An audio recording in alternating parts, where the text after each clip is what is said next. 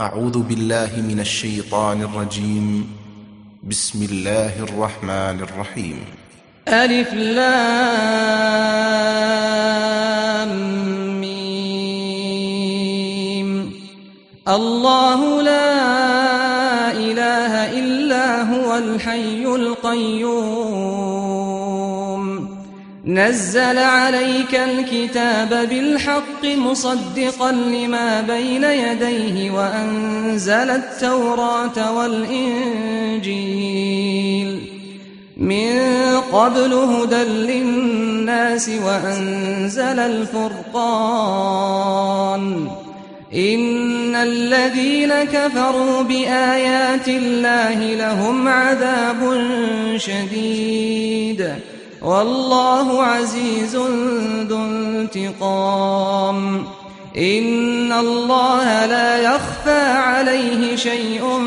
في الأرض ولا في السماء هو الذي يصوركم في الأرحام كيف يشاء لا إله إلا هو العزيز الحكيم. هو الذي أنزل عليك الكتاب منه آيات محكمات هن أم الكتاب وأخر متشابهات فأما الذين في قلوبهم زيغ فيتبعون ما تشابه منه ابتغاء الفتنة وابتغاء تأويله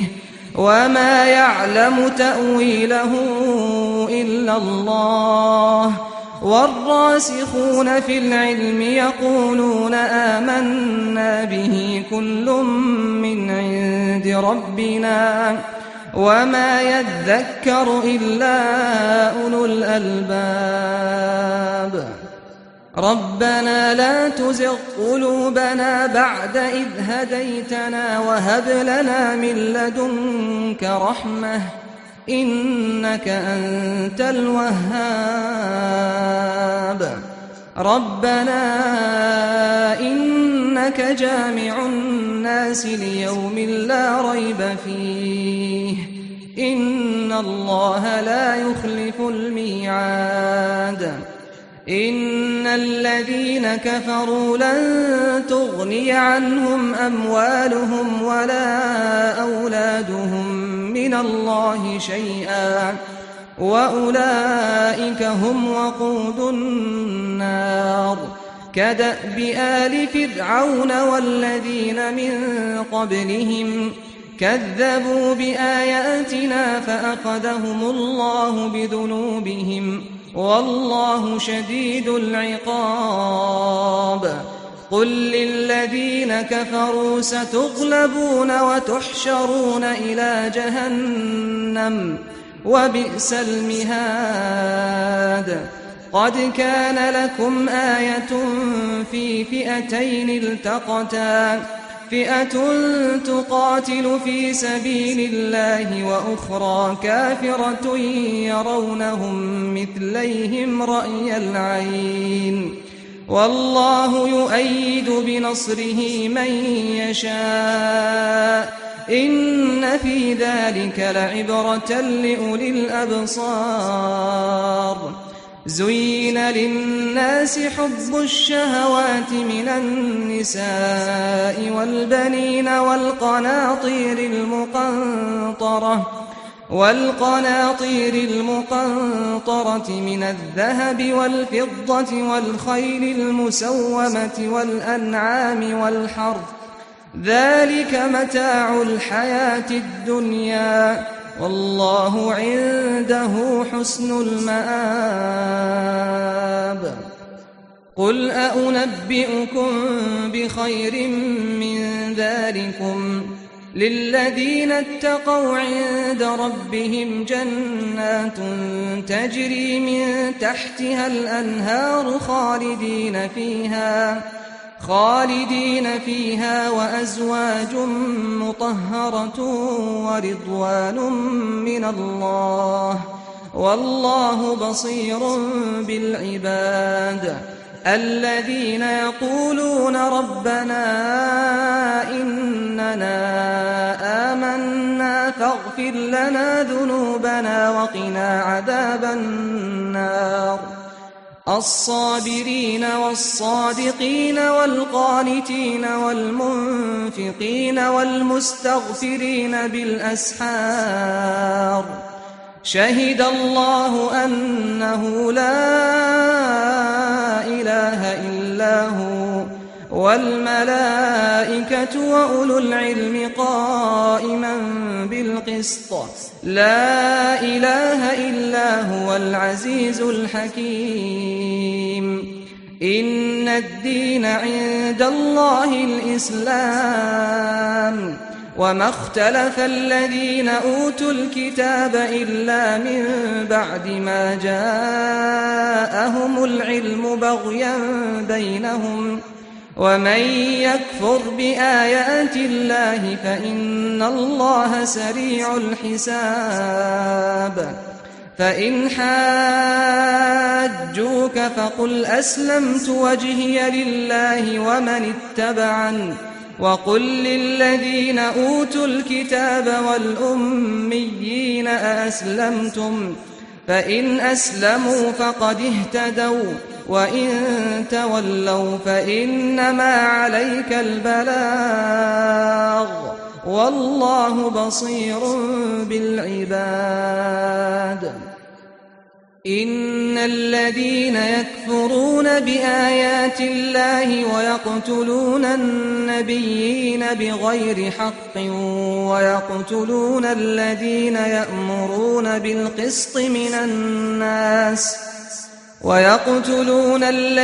يأمرون بالقسط من الناس فبشرهم بعذاب أليم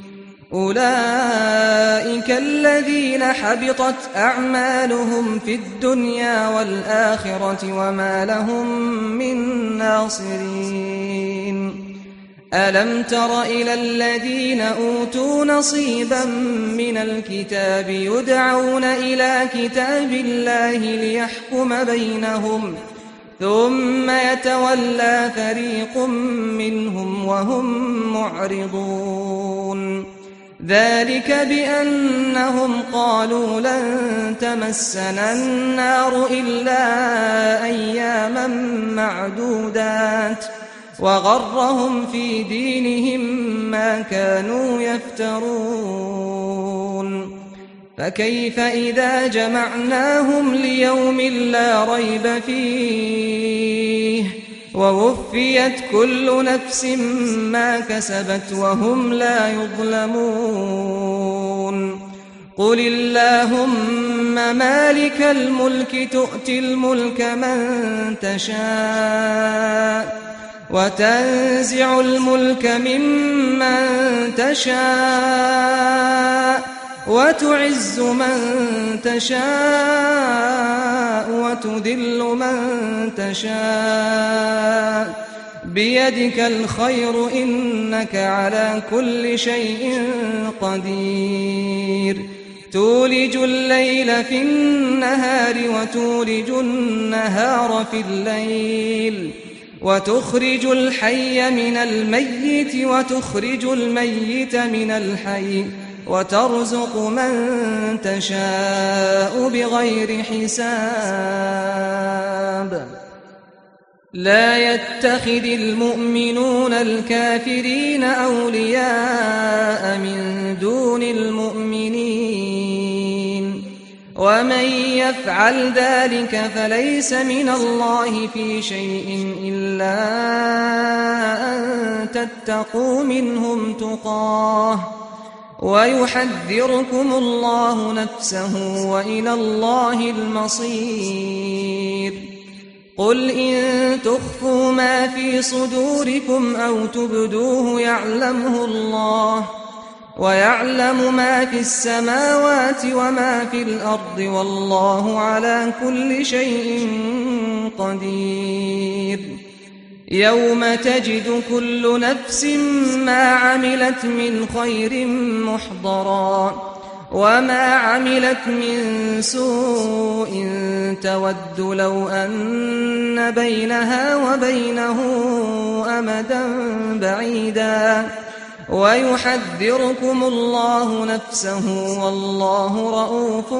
بالعباد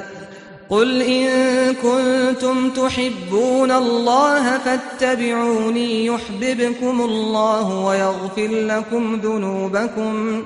والله غفور رحيم قل أطيعوا الله والرسول فإن تولوا فإن الله لا يحب الكافرين إن الله اصطفى آدم ونوحا وآل إبراهيم وآل عمران على العالمين ذرية بعضها من بعض والله سميع عليم إذ قالت امرأة عمران رب إني نذرت لك ما في بطني محررا فتقبل مني إنك أنت السميع العليم فلما وضعتها قالت رب إني وضعتها أنثى والله أعلم بما وضعت وليس الذكر كالأنثى وإني سميتها مريم وإني أعيذها بك وذريتها من الشيطان الرجيم فتقبلها ربها بقبول حسن وأنبتها نباتا حسنا وكفلها زكريا كلما دخل عليها زكريا المحراب وجد عندها رزقا قال يا مريم أنى لك هذا قالت هو من عند الله إن الله يرزق من يشاء بغير حساب هنالك دعا زكريا ربه قال رب هب لي من لدنك ذرية طيبة إنك سميع الدعاء فنادته الملائكة وهو قائم يصلي في المحراب أن الله يبشرك بيحيى مصدقا بكلمة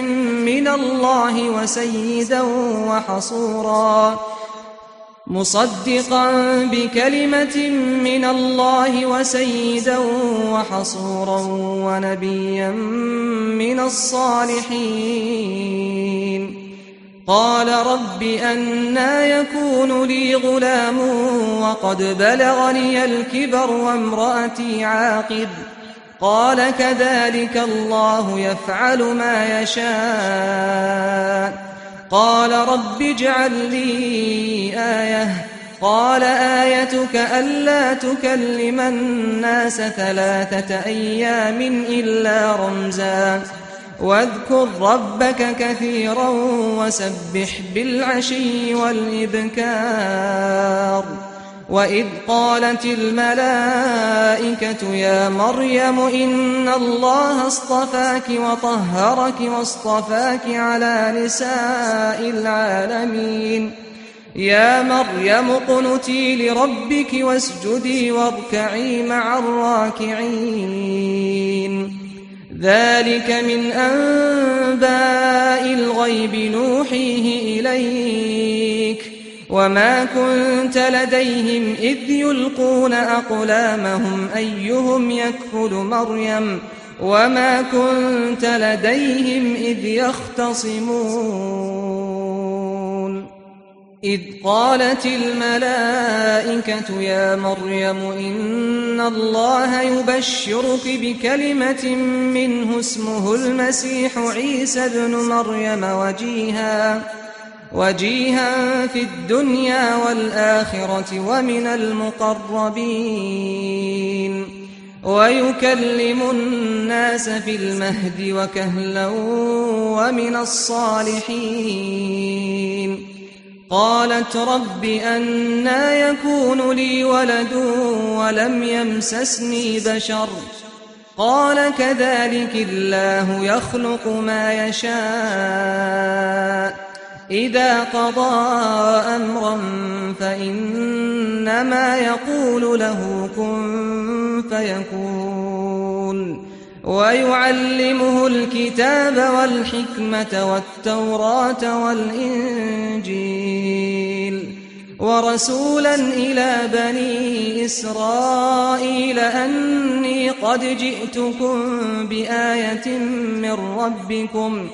أني أخلق لكم من الطين كهيئة الطير فأنفخ فيه فيكون طيرا بإذن الله وأبرئ الأكمه والأبرص وأحيي الموتى بإذن الله وأنبئكم بما تأكلون وما تدخرون في بيوتكم إن في ذلك لآية لكم إن كنتم مؤمنين. ومصدقا لما بين يدي من التوراة ولأحل لكم بعض الذي حرم عليكم وجئتكم بآية من ربكم فاتقوا الله وأطيعون. إن الله ربي وربكم فاعبدوه هذا صراط مستقيم. فلما أحس عيسى منهم الكفر قال من أنصاري إلى الله قال الحواريون نحن أنصار الله آمنا بالله واشهد بأننا مسلمون. ربنا آمنا بما أنزلت واتبعنا الرسول فاكتبنا مع الشاهدين. ومكروا ومكر الله والله خير الماكرين. إذ قال الله يا عيسى إني متوفيك ورافعك إلي ومطهرك من الذين كفروا وجاعل الذين اتبعوك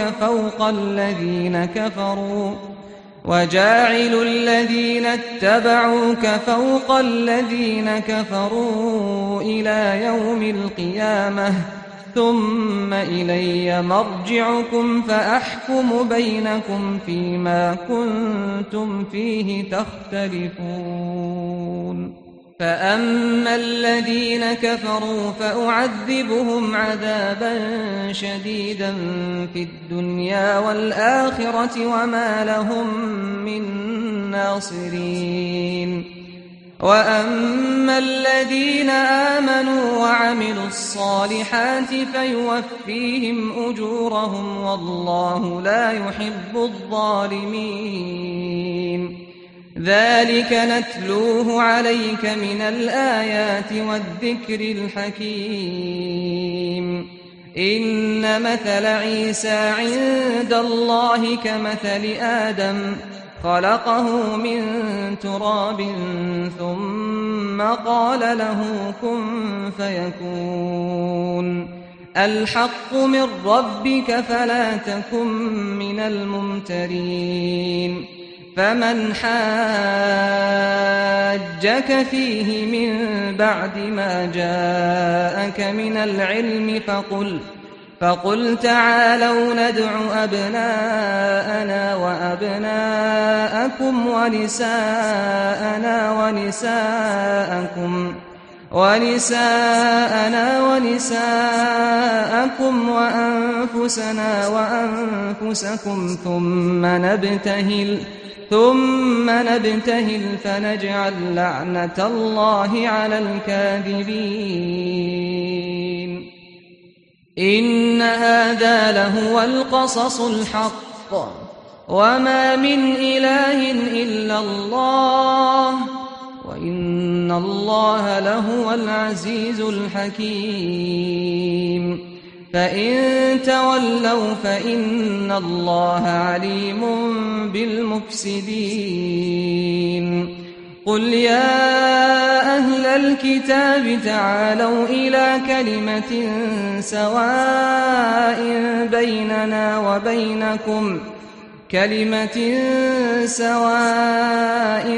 بيننا وبينكم ألا نعبد إلا الله ولا نشرك به شيئا ولا يتخذ بعضنا بعضا أربابا من دون الله فإن تولوا فقولوا اشهدوا بأننا مسلمون.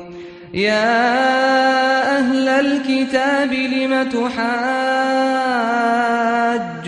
في إبراهيم وما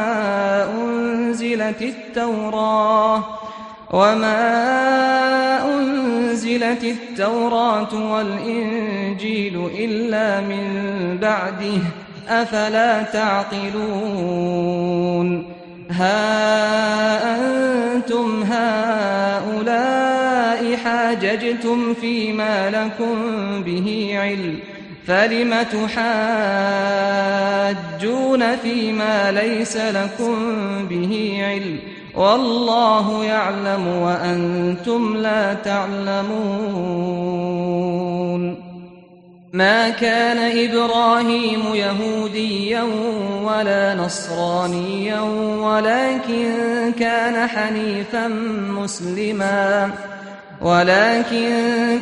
حنيفا مسلما وما كان من المشركين. إن أولى الناس بإبراهيم للذين اتبعوه وهذا النبي والذين آمنوا والله ولي المؤمنين. ودت طائفة من أهل الكتاب لو يضلونكم وما يضلون إلا أنفسهم وما يشعرون. يا أهل الكتاب لم تكفرون بآيات الله وأنتم تشهدون. يا أهل الكتاب لم تلبسون الحق بالباطل وتكتمون الحق وأنتم تعلمون. وقالت طائفة من أهل الكتاب آمنوا بالذي أنزل على الذين آمنوا وجه النهار واكفروا آخره لعلهم يرجعون. ولا تؤمنوا إلا لمن تبع دينكم قل إن الهدى هدى الله أن يؤتى أحد مثل ما أوتيتم أو يحاجوكم عند ربكم قل إن الفضل بيد الله يؤتيه من يشاء والله واسع عليم. يختص برحمته من يشاء والله ذو الفضل العظيم. ومن أهل الكتاب من إن تأمنه بقنطار يؤده إليك ومنهم من إن تأمنه بدينار لا يؤده إليك إلا ما دمت عليه قائما ذلك بأنهم قالوا ليس علينا في الأميين سبيل ويقولون على الله الكذب وهم يعلمون بلى من أوفى بعهده واتقى فإن الله يحب المتقين إن الذين يشترون بعهد الله وأيمانهم ثمنا قليلا أولئك لا خلاق لهم في الآخرة ولا يكلمهم الله ولا ينظر إليهم يوم القيامة ولا يزكيهم ولهم عذاب أليم وإن منهم لفريقا يلوون ألسنتهم بالكتاب لتحسبوه من الكتاب وما هو من الكتاب ويقولون هو من عند الله وما هو من عند الله ويقولون على الله الكذب وهم يعلمون ما كان لبشر أن يؤتيه الله الكتاب والحكم والنبوة ثم يقول للناس كونوا عبادا لي من دون الله ولكن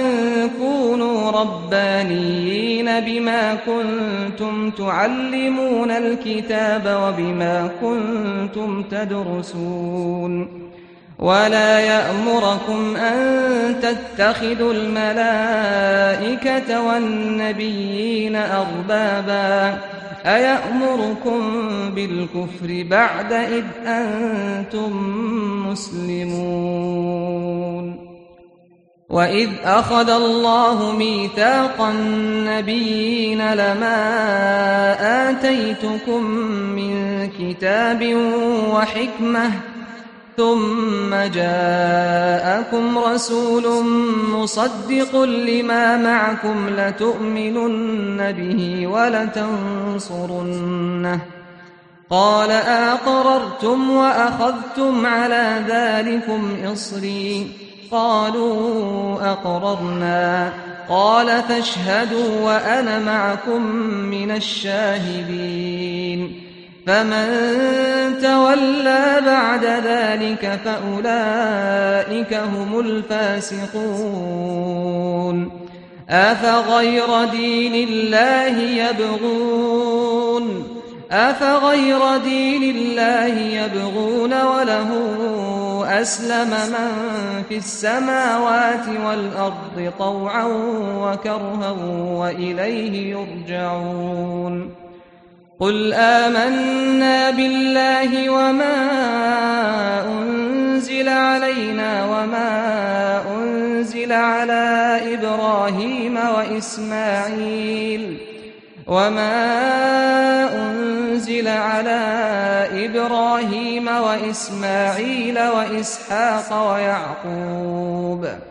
وإسحاق ويعقوب والأسباط وما أوتي موسى وعيسى والنبيون من ربهم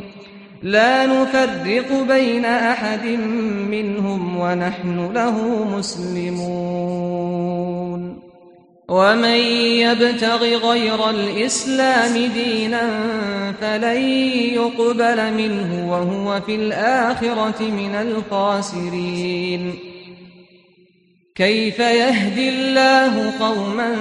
كفروا بعد إيمانهم وشهدوا أن الرسول حق وجاءهم البينات والله لا يهدي القوم الظالمين أولئك جزاؤهم أن عليهم لعنة الله والملائكة والناس أجمعين خالدين فيها لا يخفف عنهم العذاب ولا هم ينظرون إلا الذين تابوا من بعد ذلك وأصلحوا فإن الله غفور رحيم إن الذين كفروا بعد إيمانهم ثم ازدادوا كفرا لن تقبل توبتهم وأولئك هم الضالون. إن الذين كفروا وماتوا وهم كفار فلن يقبل من أحدهم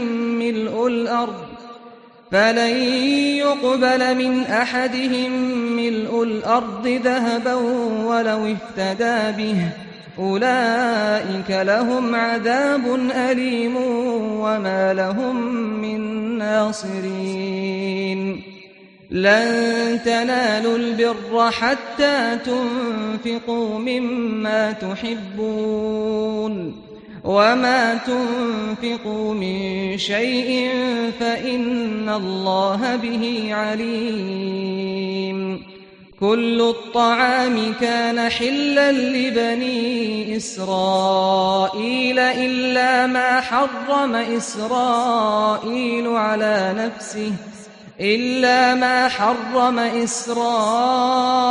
على نفسه من قبل أن تنزل التوراة. قل فأتوا بالتوراة فاتلوها إن كنتم صادقين. فمن افترى على الله الكذب من بعد ذلك فأولئك هم الظالمون. قل صدق الله فاتبعوا ملة إبراهيم حنيفا وما كان من المشركين. إن أول بيت وضع للناس للذي ببكة مباركا وهدى للعالمين. فيه آيات بينات مقام إبراهيم ومن دخله كان آمنا ولله على الناس حج البيت من استطاع إليه سبيلا ومن كفر فإن الله غني عن العالمين. قل يا أهل الكتاب لم تكفرون بآيات الله والله شهيد على ما تعملون. قل يا أهل الكتاب لم تصدون عن سبيل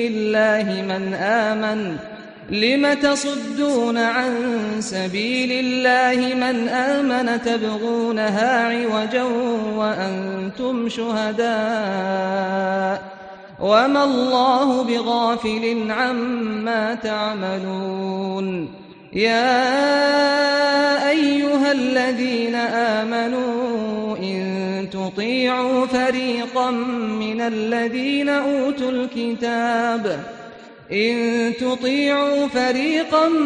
الذين أوتوا الكتاب يردوكم بعد إيمانكم كافرين. وكيف تكفرون وأنتم تتلى عليكم آيات الله وفيكم رسوله ومن يعتصم بالله فقد هدي إلى صراط مستقيم.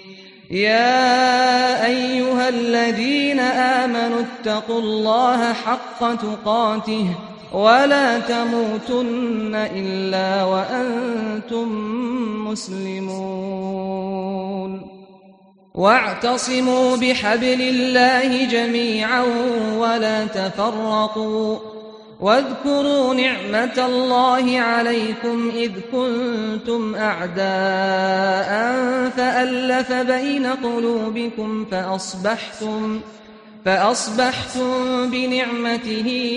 إخوانا وكنتم على شفا حفرة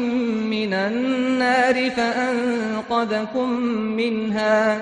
كذلك يبين الله لكم آياته لعلكم تهتدون.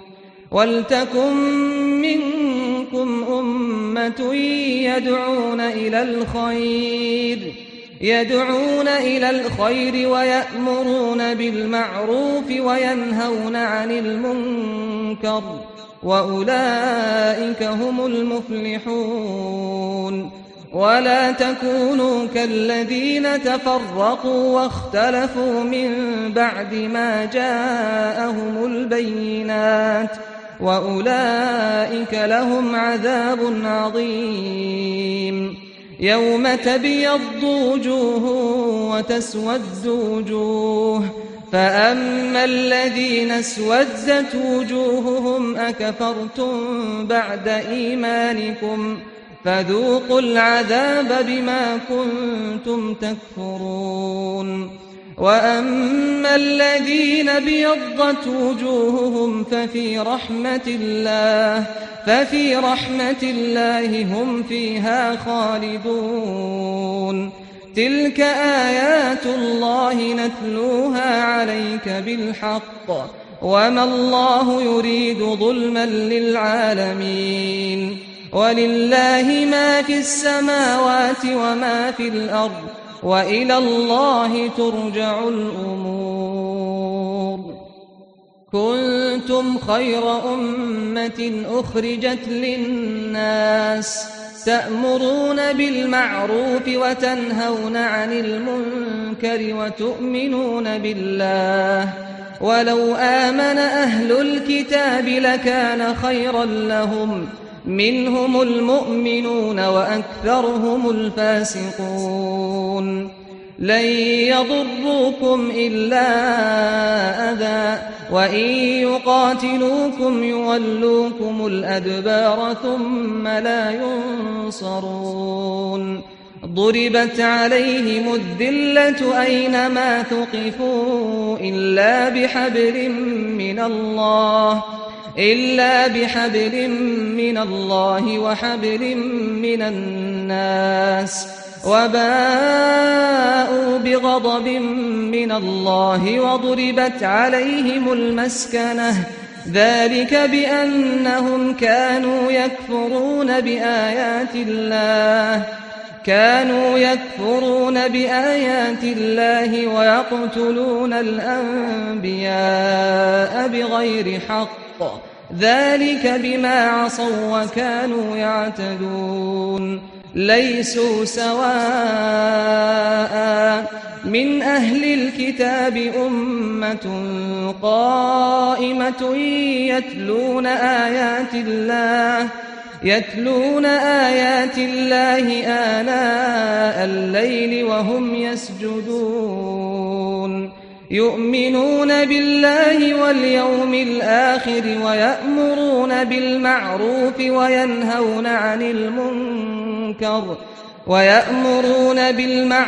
وينهون عن المنكر ويسارعون في الخيرات، وأولئك من الصالحين. وما يفعلوا من خير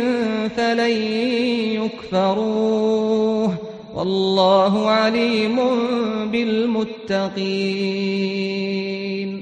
إن الذين كفروا لن تغني عنهم أموالهم ولا أولادهم من الله شيئا، وأولئك أصحاب النار هم فيها خالدون. مثل ما ينفقون في هذه الحياة الدنيا كمثل ريح فيها صر أصابت حرث قوم ظلموا أنفسهم فأهلكت، وما ظلمهم الله ولكن أنفسهم يظلمون. يا أيها الذين آمنوا لا تتخذوا بطانة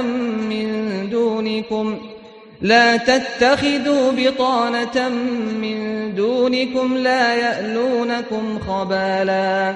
ودوا ما عنتم قد بدت البغضاء من أفواههم وما تخفي صدورهم أكبر قد بينا لكم الآيات إن كنتم تعقلون. ها أنتم أولئك تحبونهم ولا يحبونكم وتؤمنون بالكتاب كله، وإذا لقوكم قالوا آمنا، وإذا خلوا عضوا عليكم الأنامل من الغيظ، قل موتوا بغيظكم إن الله عليم بذات الصدور. إن تمسسكم حسنة تسؤهم، وإن تصبكم سيئة يفرحوا بها، وإن تصبروا وتتقوا لا يضركم كيدهم شيئا، إن الله بما يعملون محيط. وإذ غدوت من أهلك تبوئ المؤمنين مقاعد للقتال والله سميع عليم. إذ هم الطائفتان منكم أن تفشلا والله وليهما وعلى الله فليتوكل المؤمنون. ولقد نصركم الله ببدر وأنتم أذلة فاتقوا الله لعلكم تشكرون. إذ تقول للمؤمنين ألن يكفيكم أن يمدكم ربكم ب3,000 من الملائكة منزلين؟ بلى إن تصبروا وتتقوا ويأتوكم من فورهم هذا يمددكم ربكم ب5,000 من الملائكة مسومين. وما جعله الله إلا بشرى لكم ولتطمئن قلوبكم به، وما النصر إلا من عند الله العزيز الحكيم. ليقطع طرفا من الذين كفروا أو يكبتهم فينقلبوا خائبين. ليس لك من الأمر شيء أو يتوب عليهم أو يعذبهم فإنهم ظالمون. ولله ما في السماوات وما في الأرض، يغفر لمن يشاء ويعذب من يشاء والله غفور رحيم. يا أيها الذين آمنوا لا تأكلوا الربا أضعافا مضاعفة واتقوا الله لعلكم تفلحون. واتقوا النار التي أعدت للكافرين وأطيعوا الله والرسول لعلكم ترحمون. وسارعوا إلى مغفرة من ربكم وجنة عرضها السماوات والأرض أعدت للمتقين الذين ينفقون في السراء والضراء والكاظمين الغيظ والعافين عن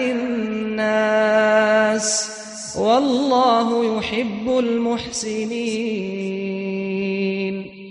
والذين إذا فعلوا فاحشة أو ظلموا أنفسهم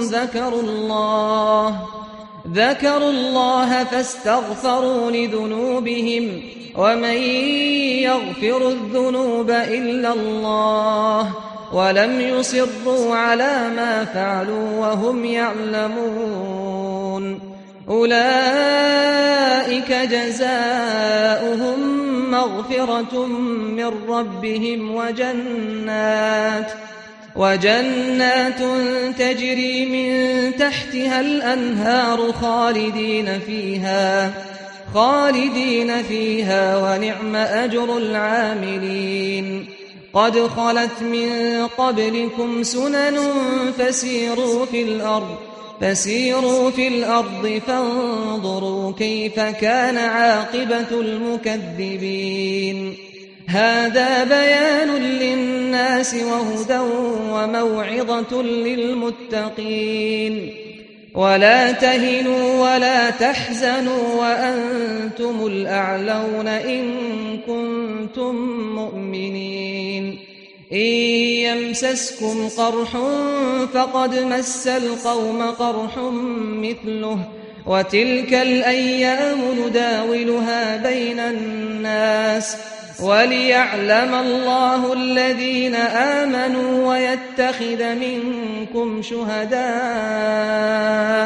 والله لا يحب الظالمين وليمحص الله الذين آمنوا ويمحق الكافرين أم حسبتم أن تدخلوا الجنة ولما يعلم الله الذين جاهدوا منكم ويعلم الصابرين ولقد كنتم تمنون الموت من قبل أن تلقوه فقد رأيتموه وأنتم تنظرون وما محمد إلا رسول قد خلت من قبله الرسل أفإن مات أو قتلا انقلبتم على أعقابكم ومن ينقلب على عقبيه فلن يضر الله شيئا وسيجزي الله الشاكرين وما كان لنفس أن تموت إلا بإذن الله كتابا مؤجلا ومن يرد ثواب الدنيا نؤته منها ومن يرد ثواب الآخرة نؤته منها وسنجزي الشاكرين وكأين من نبي قاتل معه ربيون كثير فما وهنوا لما أصابهم في سبيل الله وما ضعفوا وما استكانوا والله يحب الصابرين وما كان قولهم إلا أن قالوا ربنا اغفر لنا ذنوبنا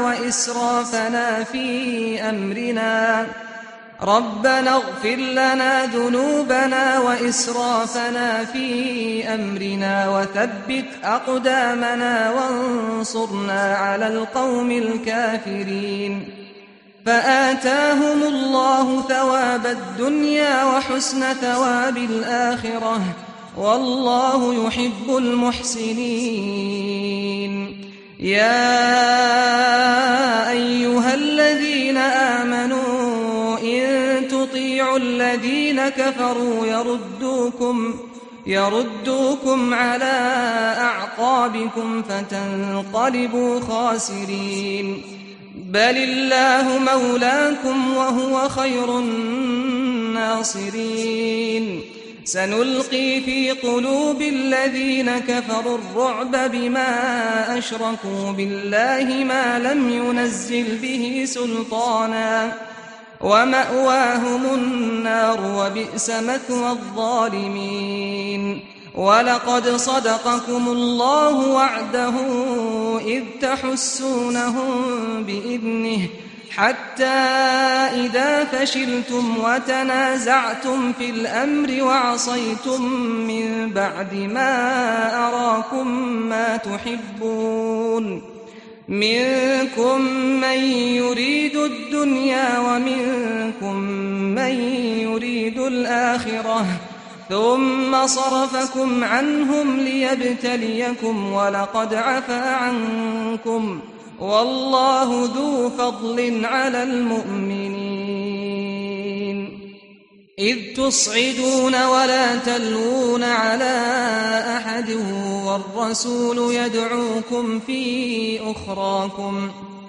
والرسول يدعوكم في أخراكم فأثابكم غما بغم لكي لا تحزنوا على ما فاتكم ولا ما أصابكم والله خبير بما تعملون ثم أنزل عليكم من بعد الغم أمنة نعاسا يغشى طائفة منكم وطائفة قد أهمتهم أنفسهم يظنون بالله غير الحق ظن الجاهلية يقولون هل لنا من الأمر من شيء قل إن الأمر كله لله يخفون في أنفسهم ما لا يبدون لك يقولون لو كان لنا من الأمر شيء ما قتلنا هاهنا قل لو كنتم في بيوتكم لبرز الذين كتب عليهم القتل إلى مضاجعهم وليبتلي الله ما في صدوركم وليمحص ما في قلوبكم والله عليم بذات الصدور إن الذين تولوا منكم يوم التقى الجمعان إنما استزلهم الشيطان ببعض ما كسبوا ولقد عفى الله عنهم إن الله غفور حليم يا أيها الذين آمنوا لا تكونوا كالذين كفروا وقالوا لإخوانهم إذا ضربوا في الأرض أو كانوا غزا لو كانوا عندنا ما ماتوا وما قتلوا ليجعل الله ذلك حسرة في قلوبهم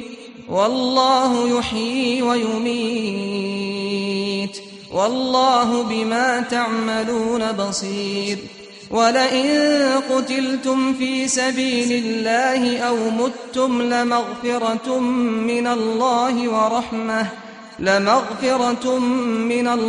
ورحمة خير مما يجمعون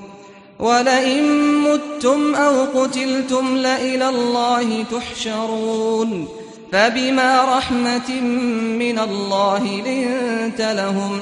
ولو كنت فظا غليظ القلب لانفضوا من حولك فاعف عنهم واستغفر لهم وشاورهم في الأمر فإذا عزمت فتوكل على الله إن الله يحب المتوكلين إن ينصركم الله فلا غالب لكم وإن يخذلكم فمن ذا الذي ينصركم من بعده وعلى الله فليتوكل المؤمنون وما كان لنبي أن يغل ومن يغلل يأت بما غل يوم القيامة ثم توفى كل نفس ما كسبت وهم لا يظلمون أفمن اتبع رضوان الله كمن باء بسخط من الله ومأواه جهنم وبئس المصير هم درجات عند الله والله بصير بما يعملون لقد من الله على المؤمنين إذ بعث فيهم رسولا من أنفسهم يتلو عليهم آياته ويزكيهم ويعلمهم الكتاب والحكمة وإن كانوا من قبل لفي ضلال مبين أولما أصابتكم مصيبة قد أصبتم مثليها قلتم أنى هذا قل هو من عند أنفسكم إن الله على كل شيء قدير وما أصابكم يوم التقى الجمعان فبإذن الله وليعلم الذين نافقوا وقيل لهم تعالوا قاتلوا في سبيل الله أو ادفعوا قالوا لو نعلم قتالا لاتبعناكم هم للكفر يومئذ أقرب منهم للإيمان يقولون بأفواههم ما ليس في قلوبهم والله أعلم بما يكتمون الذين قالوا لإخوانهم وقعدوا لو أطاعونا ما قتلوا قل فادرءوا عن أنفسكم الموت إن كنتم صادقين ولا تحسبن الذين قتلوا في سبيل الله أمواتا بل أحياء عند ربهم يرزقون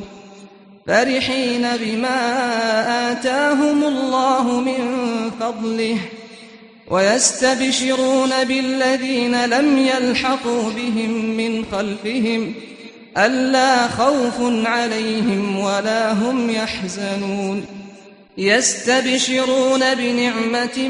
من الله وفضل وأن الله لا يضيع أجر المؤمنين الذين استجابوا لله والرسول من بعد ما أصابهم القرح للذين أحسنوا منهم واتقوا أجر عظيم الذين قال لهم الناس إن الناس قد جمعوا لكم فاخشوهم فزادهم إيمانا وقالوا حسبنا الله ونعم الوكيل فانقلبوا بنعمة من الله وفضل لم يمسسهم سوء واتبعوا رضوان الله والله ذو فضل عظيم إنما ذلكم الشيطان يخوف أولياءه فلا تخافوهم وخافون إن كنتم مؤمنين ولا يحزنك الذين يسارعون في الكفر إنهم لن يضروا الله شيئا يريد الله ألا يجعل لهم حظا في الآخرة ولهم عذاب عظيم إن الذين اشتروا الكفر بالإيمان لن يضروا الله شيئا ولهم عذاب أليم ولا يحسبن الذين كفروا أنما نملي لهم خير لأنفسهم إنما نملي لهم ليزدادوا إثما ولهم عذاب مهين ما كان الله ليذر المؤمنين على ما أنتم عليه حتى يميز الخبيث من الطيب وما كان الله ليطلعكم على الغيب ولكن الله يجتبي من رسله من يشاء فآمنوا بالله ورسله وإن تؤمنوا وتتقوا فلكم أجر عظيم ولا يحسبن الذين يبخلون بما آتاهم الله من فضله هو خيرا لهم بل هو شر لهم سيطوقون ما بخلوا به يوم القيامة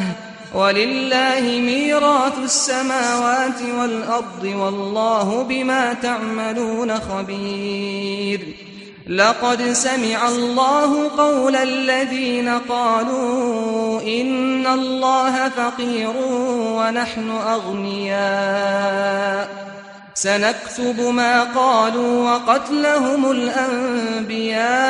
بغير حق ونقول ذوقوا عذاب الحريق ذلك بما قدمت أيديكم وأن الله ليس بظلام للعبيد الذين قالوا إن الله عهد إلينا ألا نؤمن لرسول حتى يأتينا بقربان تأكله النار قل قد جاءكم رسل من قبلي بالبينات وبالذي قلتم فلم قتلتموهم إن كنتم صادقين فإن كذبوك فقد كذب رسل من قبلك جاءوا بالبينات والزبر والكتاب المنير كل نفس ذائقة الموت وإنما توفون أجوركم يوم القيامة فمن زحزح عن النار وأدخل الجنة فقد فاز وما الحياة الدنيا إلا متاع الغرور لتبلغن في أموالكم وأنفسكم ولتسمعن من الذين أوتوا الكتاب من قبلكم ومن الذين أشركوا أذى كثيرا وإن تصبروا وتتقوا فإن ذلك من عزم الأمور وإذ أخذ الله ميثاق الذين أوتوا الكتاب لتبيننه للناس ولا تكتمونه فنبذوه وراء ظهورهم واشتروا به ثمنا قليلا فبئس ما يشترون لا تحسبن الذين يفرحون بما أتوا ويحبون أن يحمدوا بما لم يفعلوا فلا تحسبنهم بمفازة من العذاب ولهم عذاب أليم ولله ملك السماوات والأرض والله على كل شيء قدير إن في خلق السماوات والأرض واختلاف الليل والنهار لآيات لأولي الألباب الذين يذكرون الله قياما وقعودا وعلى جنوبهم ويتفكرون في خلق السماوات والأرض ربنا ما خلقت هذا باطلا سبحانك فقنا عذاب النار ربنا إنك من تدخل النار فقد أخزيته وما للظالمين من أنصار ربنا إننا سمعنا مناديا ينادي للإيمان أن آمنوا بربكم فآمنا ربنا فاغفر لنا ذنوبنا وكفر عنا سيئاتنا وتوفنا مع الأبرار ربنا وآتنا ما وعدتنا على رسلك ولا تخزنا يوم القيامة إنك لا تخلف الميعاد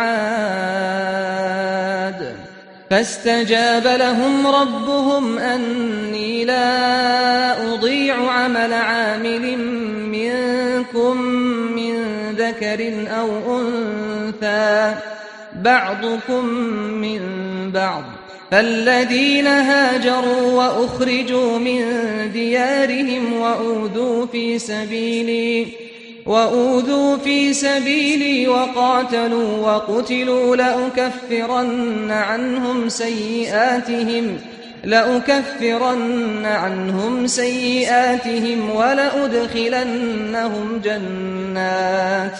ولأدخلنهم جنات تجري من تحتها الأنهار ثوابا من عند الله والله عنده حسن الثواب لا يغرنك تقلب الذين كفروا في البلاد متاع قليل ثم مأواهم جهنم وبئس المهاد لكن الذين اتقوا ربهم لهم جنات تجري من تحتها الأنهار خالدين فيها نزلا من عند الله وما عند الله خير للأبرار وإن من أهل الكتاب لمن يؤمن بالله وما أنزل إليكم وما أنزل إليهم خاشعين لله لا يشترون بآيات الله ثمنا قليلا أولئك لهم أجرهم عند ربهم إن الله سريع الحساب يا أيها الذين آمنوا اصبروا وصابروا ورابطوا واتقوا الله لعلكم تفلحون